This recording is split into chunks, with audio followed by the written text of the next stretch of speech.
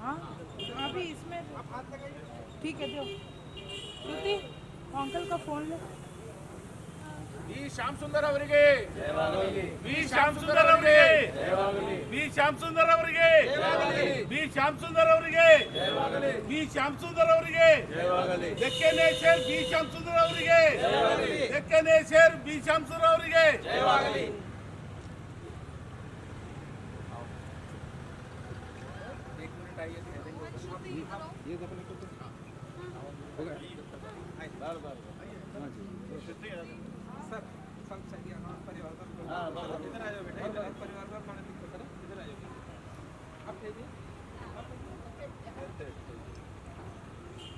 आप अंदर आइए परिवार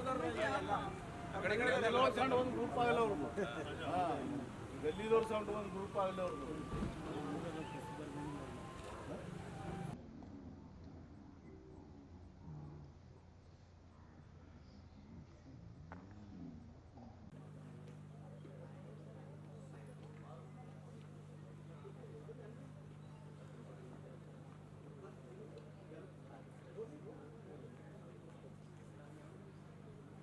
मैं मकसूद साहब से विनती करता हूं कि उन्हें 2 मिनट के अंदर बात करें।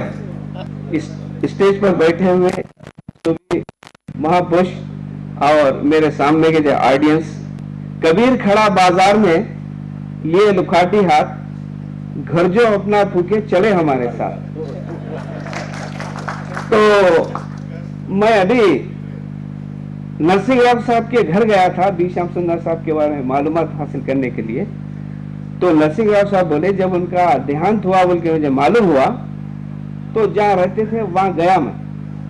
तो उनके घर में एक टेबल, एक कुर्सी, एक पलंग और शेरवानी थी जिसके अंदर 4 आने पैसे नहीं थे। इतना बड़ा मूवमेंट चलाने वाला आदमी जो यूएनओ में जाके हमारा रिप्रेजेंटेशन करा और उसके पास मरने से पहले 4 आने भी जेब में नहीं। तो ऐसे महान लोग,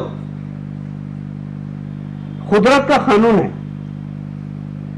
जब किसी समाज में एहसान करने वाले की, मोहसिन की कदर नहीं होती तो भगवान उस समाज में एहसान करने वालों को पैदा कर देना बंद कर देता।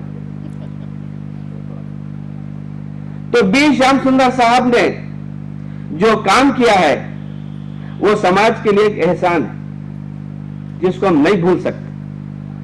अगर बी श्याम सुंदर साहब अपनी भीम सेना नहीं बनाते, बाबा साहब अंबेडकर के विचारों का प्रचार नहीं करते, जो गुलामाना सोच रखने वाला जो समाज था उस समाज के अंदर एक हिम्मत, गौरव से जीने की बात बी श्याम सुंदर ने की। किसी आदमी को मेंटली जो कमजोर होता है उसके अंदर एक तहरीक पैदा करना बहुत मुश्किल काम है, लेकिन बी श्याम सुंदर साहब ने अपने कार्य से, अपने तकरीरों से, अपने तहरीरों से, अपने बातों से वो काम इस समाज के अंदर किया। तो बी श्याम सुंदर साहब के मूवमेंट को हम 2 हिस्सों में तकसीम कर सकते हैं, एक 1948 से पहले, 1948 के बाद। 1948 से पहले जितना भी उनका कार्यभूमि था वो निजाम स्टेट था। 1948 के बाद वो पूरे ऑल इंडिया में चले गए, इसलिए कि बाबा साहब का, अंबेडकर का जो मूवमेंट था रिपब्लिकन पार्टी कई हिस्सों में तकसीम हो गई थी। तो जो गैप पैदा हुआ था वो गैप को बी श्याम सुंदर साहब ने पूरी तरह से पूरी करने की कोशिश की, जिसकी वजह से वो गुलबर्गा और बीदर से निकलकर यूपी भी गए, बिहार भी गए, मुसलमानों से भी मिले। और जब डॉक्टर फरीदी साहब लखनऊ में जब कॉन्फ्रेंस करे तो उसकी सदारत बी श्याम सुंदर साहब करे, उसके अंदर पेरियार रामास्वामी भी साथ थे। तो दूसरा काम जो बी श्याम सुंदर साहब का था कि पेरियार रामास्वामी के मूवमेंट को हिंदी बेल्ट में जो इंट्रोडक्शन कराया वो उसके अंदर बी श्याम सुंदर साहब का बहुत बड़ा योगदान था। तो इससे ये जो मालूम होता है कि बी श्याम सुंदर साहब का जो दृष्टि था, जो सोच थी, उनकी नजर जो थी वो पूरी ऑल इंडिया पर थी और वो इसको पूरा ऑल इंडिया का मूवमेंट बनाना चाहते थे, इसलिए उन्होंने काम किया। मगर जब भीम सेना जब बनी यहाँ पे 1968 में, बनने के बाद कांग्रेस ने एक साजिश की। उनके साथ जितने भी लीडर टाइप के लोग थे, जो उनके जबरदस्त साथी थे, उसके अंदर खड़गे हैं, हमारे एक्स माले जी भी हैं, और फिर यहाँ के जो चीफ मिनिस्टर धर्म सिंह रहे हैं, ये सारे लोग नौजवान थे।